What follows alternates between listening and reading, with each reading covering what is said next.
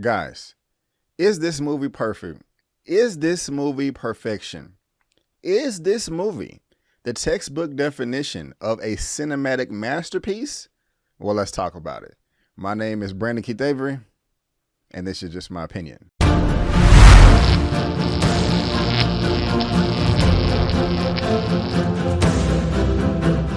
Hey, what's going on, everyone, and welcome back to another episode of Just My Opinion for my movie review for Top Gun Maverick. And if this is your first time finding me and you happen to like the video, please give me that thumbs up and consider subscribing. All right, guys, we have Top Gun Maverick right here, a film that I've really been looking forward to. This was on my list for my most anticipated of 2022. It's kind of funny that this is the sequel to Top Gun that came out in 1986. That is 36 years ago, guys. That is crazy. And in the little research that I did, I think that this is the largest gap between an original release and its sequel in all of cinematic movie history. If I'm incorrect with that, please let me know down in the comment section below. But I did not grow up knowing Top Gun. Of course, I heard of the film and heard nothing but great things. It was hyped up a lot my entire life, but I did not actually finish the film until the day that I saw this sequel, Top Gun Maverick. So I was going into all of this fresh, and I will have to say that the original film did live up to my expectations, but of course we're here to talk about this sequel right here. So this film is being directed by Joseph Kosinski. You can see him right here on IMDb. I want to say rest in peace, Mr. Tony Scott. He is the original director of the Top Gun that came out in '86, but he is deceased right now, so rest in peace, sir. But now we have Mr. Joseph Kosinski. And if you look at his filmography, I am a fan of his work. He also did Oblivion, working with Tom Cruise, that came out in 2013. A lot of people did not really care for this film. I did like it, especially for the visuals. I mean, it was a good story and a good plot. You know, I did enjoy it, but most people didn't. And so I was kind of happy when I saw his name attached to this. But he also did Only the Brave that came out in 2017. And that is a pretty good film. I saw that in theaters. I saw that with my mom. It's based on a true story as well. Tron, well, I said as well, like Top Gun is, it's not. But we also have Tron Legacy, you know, the sequel reboot to that 80s. And I really didn't care for that, you know, so he didn't really do the best job in Tron Legacy. I don't know if I want to blame Kosinski for that, you know, but of course we're going to talk about how he did with this Top Gun and Maverick sequel. But before I get into all the nitty gritty and tell you all my likes and dislikes, let me tell you exactly what this film is all about. After more than 30 years of service as one of the Navy's top aviators, Pete Mitchell, Maverick, is where he belongs, pushing the envelope as a courageous test pilot and dodging the advancement in rank that would ground him. So one of the first things that I actually loved in this film was how practical everything looked. There's not much CGI, if any at all, in this film, and it's noticeable, and it did stand out, and I love that. But I'll talk about that aspect a little later on in this review when I'm going to geek out. But the next thing that I loved is the soundtrack in the score. During the opening credits, when they were showing what everyone was responsible for, they touched on the music, and that was put together by Lauren Boff. Now, I've never heard of that person before, but there was a name that I was familiar with by Hans Zimmer. I'm a big fan of his work. He has worked with Christopher Nolan on a ton of his films, all the Dark Knight trilogies. I mean, the list goes on. The man is incredible. He's one of the best composers in Hollywood right now. I don't know the level of involvement that he had in this film. When I was looking up the credits on IMDb, it said that he was assistant, but I will say that just across the board, the music was incredible. I mean, hands down, I was into it with all the mixing, the editing, all the sound cues during certain points, and it really did have that nostalgic factor going back to the original film in '86, because I love the soundtrack and that as well. You have Kenny Loggins, who sung the great song Danger Zone, Highway to the... That was in '86, and it's also in this 2022 Top Gun Maverick sequel, and it hit hard, y'all. I mean, I was in the bottom of my head with everybody else too. Like, everybody was jamming in this thing, and so I love that off the top, and that was just a great way to start off this film. And I just love all the callbacks to the original. I don't want to spoil anything for you, but of course, if you saw the original, as soon as that opens, it opens up the same way here. Kind of reminds me of an opening of a Star Wars movie.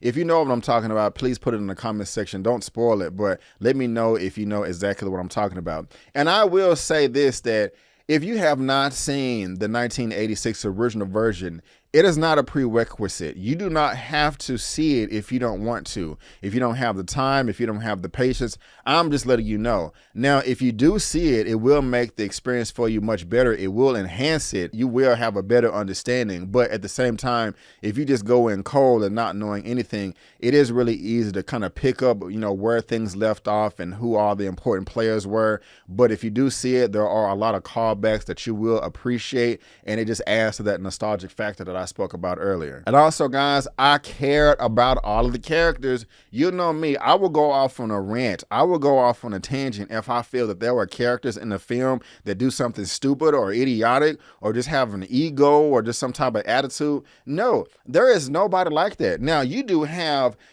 different personalities that kind of bounce off each other, and characters kind of have to figure that out, but they work through it. I liked everybody. There was kind of a jerk here and there, but at the same time, if they was trash talking, they was able to back it up, or at some point later in the film, throw their pride aside for the greater good. And that is something that I can always appreciate, even if somebody gets on my nerve just a little bit, because nobody is perfect. But for the most part, I liked all the characters in this movie. They were smart, they were intelligent, they used their brains. And coming from the sequel, from the original film, these pilots in these movies, this movie is the best of the best of the best. And so I'm expecting them to show out, and they did that in grand fashion. And also, guys, the dialogue is brilliant too. There was no wasted lines or, ad-libbing. Even if that was ad-libbing, it was useful, but I liked the line of dialogue from everybody. Everybody had something important to say. It seems like they only spoke when it was absolutely necessary,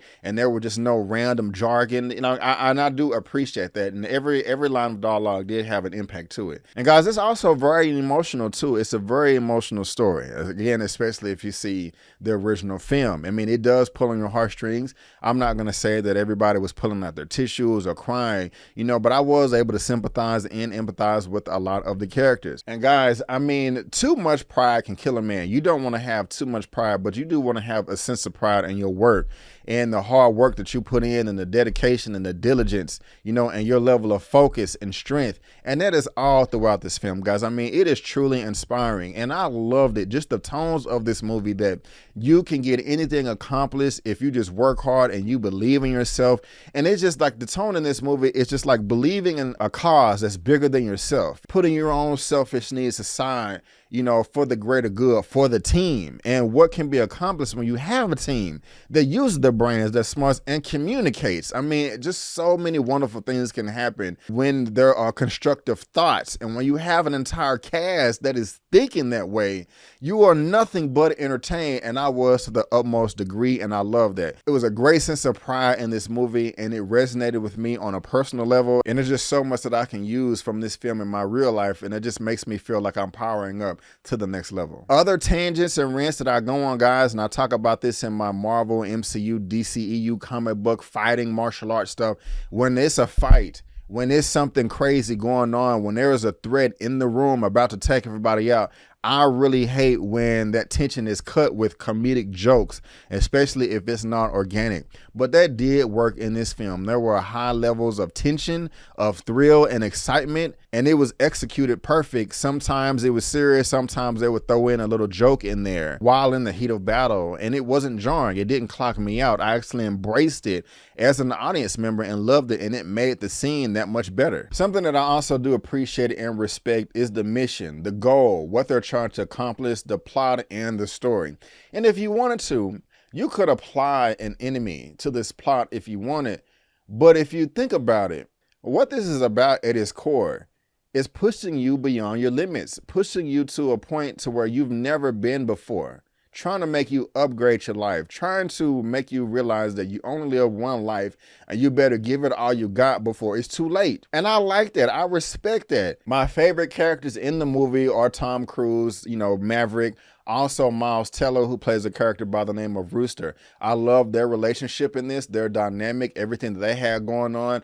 I was able to see both sides of their mindset, of their story, of their arc, and I was able to agree with both of them, sympathize and empathize with both of them. Those were some of the emotional beats in the film that also did impact the story when everything was going down in the third act, which I'm going to get to. That just makes it that more impactful because you're on the side of these characters. You believe in what they believe in. You want them to live. You are rooting for them. These are respectable people, and their delivery across the board is just fascinating. And so it's just like, I felt like a cheerleader at the end, just like, yes, go, yeah. I mean, that's honestly how I felt when I was watching this at some points. And y'all, we got to get to the nitty gritty. This is Navy dog fighting, aerial fighting with fighter jets, and my goodness gracious, this is badass. If you loved all that in the 1986 original film, you're going to love it even more. It's like they said to themselves, okay, the Top Gun that came out in 1986, it was great, it was fantastic, but what if we made that movie with 2022 timeline budget and money and resources? I mean, and they did that. They took it to the next level. This entire film was shot with IMAX cameras, I believe, or a large portion of it digitally. And I did see this in an IMAX theater per se. It was more of a Limax theater. It really didn't have the real 65 or 70 millimeter aspect ratio, but it was a larger theater than average. They just kind of stretched the image out a bit. I will say, guys, please see this on the largest screen as possible. You will not regret it. But even with me seeing this in a Limax theater, I was still blown away. One of the things that I liked about this movie, no, actually that I loved about this movie, is Tom Cruise was adamant, like, okay, if we're going to do this, if we're going to make this sequel, I don't want any green screen, any CGI. I want as much of it to be as practical as well. They put all these IMAX cameras on the dashboards and on the cockpit and just like all outside the plane to get all these shots. And my goodness, y'all, it is breathtaking, seriously. When they're, and even the non-IMAX scenes when they're showing them fly around, but when they are flying around and that aspect ratio switches, y'all, I'm telling you, man, it's going down. Like, I was blown away. I'm gonna say it one more time.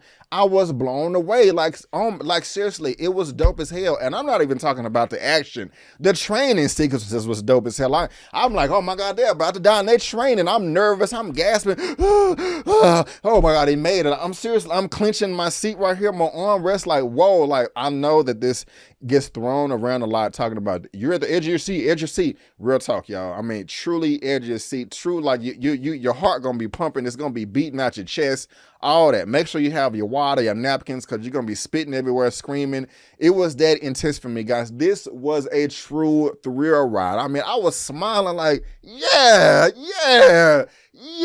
This is the 7th time I'm going like, yeah. Like, man, when they was flying in them planes and Tom Cruise is just driving like this, like he got this steering wheel, but we're going to do this right here in this review. You know, when he turned in this way and the whole camera shifts, not only does the camera shift, you can hear the sound in the theater shift as well. And you're like, well, sound is always done in the theater. Not like this before. I can hear the zoom going from this side of the wall to this side over here, to the windows, to the wall, okay, I'm not going to do that no more. But seriously, it was like, I was really blown away. I think that's like the 8th time I said that.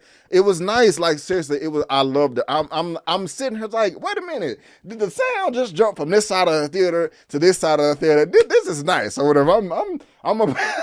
I'm geeking out trying to look at people because it was kind of crowded. You know, I have my mask on, but I'm trying to see if anybody felt the same way. Like, oh yeah, is this doing this to you too, or what? But it was nice. It was amazing. And y'all, that was just the training sequences. So then when it actually goes down, it goes down. I mean, I think I enjoyed this more than Avengers Endgame. And you're like, whoa, B, wait a minute now. What you saying over there? Y'all, I'm just saying, man, as far as execution goes, you know, this film knocked it off better. I was in that thing serious. Like, I mean, like, they studied. You like, the last time, okay, when I was watching, I'm getting crazy right now, but that's okay, because I'm having a good time. When I was watching the first film at home on Netflix, Top Gun, I was saying to myself, all these aerial battles and dogfights and chases and shooting and missiles and bullets, all that's cool. But what it made me, it reminded me of Independence Day that came out in 1996. Now, I have not seen every movie out there, but I'm just saying as far as like the aerial battle. When Will Smith character, James Hillard, I can't remember, when the aliens were invading Earth, and him and his partner was flying, I think in was it Area 51, the Nevada, the desert, and that was going all around. There was nice aerial stuff. That was cool. But I appreciated it in Top Gun, the original film that I just saw recently, because it took the time to let you know how difficult all that aerial stuff is. You're not just in a cockpit, and you gotta have perfect vision, the perfect mindset. You gotta be there emotionally. You and your aircraft have to be in one sync, and I did not get that in Independence Day, but I got that in the original 1986 film. So seeing the sequel, Top Gun Maverick, it was upgraded to the next level. I was like, damn, like you gotta be like a super genius times 12 to operate these planes. And I really do appreciate that the filmmakers took the time to iron out all those details and let you know, guys, this is not easy. Everybody cannot do this. This truly takes the best of the best of the best of the best to get this accomplished. And if for a fraction of a second, if you blink too long, you're dead. And I felt that throughout this movie while I was watching, and I'm just like, whoa, I have a newfound respect for people that fly planes, and people that serve, because, man, shit, I can't do it myself. And so, again, 2 thumbs up right there. And thank you, film, for teaching me that, because I really do appreciate that lesson right there. Just why this film is so good. But, y'all, the action was great. Even when I thought we was done with the action, I'm like, I'm satisfied. I can leave the theater. The movie can end right now, and I would be good to go. They give you even more action, and they don't just, drown you with it. It's enough, but just a different perspective. I'm like, whoa, this is good right here, man. And I'm like, okay, is this movie perfect? Are they gonna mess up the ending? Are they gonna say something stupid as Barney gonna run across the screen, or Vin Diesel with the car talking about, yeah, family, hey? No, nothing like that, guys. It was perfect. I love this film. I cannot wait to see it again. I cannot wait to buy this on Blu-ray 4K to check all this IMAX stuff out, guys. It was incredible. I mean, just another behind the scenes thing is when you had all the other actors in the cockpit, in the box, which was dope as hell. I love those shots.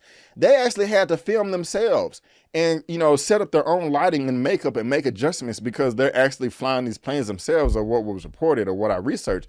And just, I just respect that, and not only the hard work that they put in to accomplish this for this film, but it made the film that much better. Guys, I love this film. It was incredible. I really felt a true sense of danger while I was watching this, and that is what I go to the movie theater to see. If I had to rate Top Gun Maverick out of, actually, I'm gonna say my rating for this towards the very end of this video, I'm gonna give you one.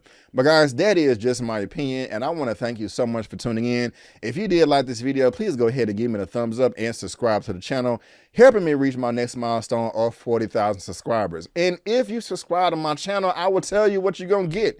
You're gonna get movie reviews right here. Yes, you're gonna get spoiler movie reviews as well. My last one we did was Doctor Strange and the Multiverse of Madness with Eman, with Eman's movie reviews, and Elliot with movie files. It's 12K right there. That's the largest spoiler review we've done. That's just a big deal to me because the video is over 1 hour and 30 minutes long. And so that's what's up right there. You're also going to get a weekly movie news roundup show where I compile all of the entertainment and movie news for the week and have a show on Sunday, 6:30 p.m. CST. And I also have guests that come in as well. Who's going to pop up this week? You just got to come to find out. 6:30 p.m. CST every Sunday. You're also going to get me doing weekly recaps on all of my favorite TV shows that are currently airing right now, which we have Young Justice, Season 4 of Phantoms, We Own This City. I'm not loving that show, but I'm sticking with it. Staircase on HBO Max with its Off the Chain, and also some fresh out of theater reactions, trailer reactions, and some interviews as well. I will also be covering P-Valley and The Time Traveler's Wife. I thought I had that up there, but that's a good show that you need to check out as well. But guys, again, I just want to thank you so much for tuning in. And let me go ahead and give my rating for Top Gun Maverick out of 1 out of 10. I'm going to give this film, Top Gun Maverick, out of 1 out of 10, I'm going to give this film a 10 out of 10. Yes, a 10 out of 10. This is perfect. This is a cinematic masterpiece. I have no complaints at all. Guys, I cannot remember the last time I gave a movie a 10. It has been years. I gave a movie a 10, was it 50-50 with Joseph Gordon-Levitt. I love that film. It made me cry. It's less than 10. I know that in my life. I've given less than 10 tens, but this movie does get a 10. But guys, again, I just want to thank you so much for tuning in. And before you go, don't forget that my name is Brandon Keith Avery, and that's just my opinion. Peace.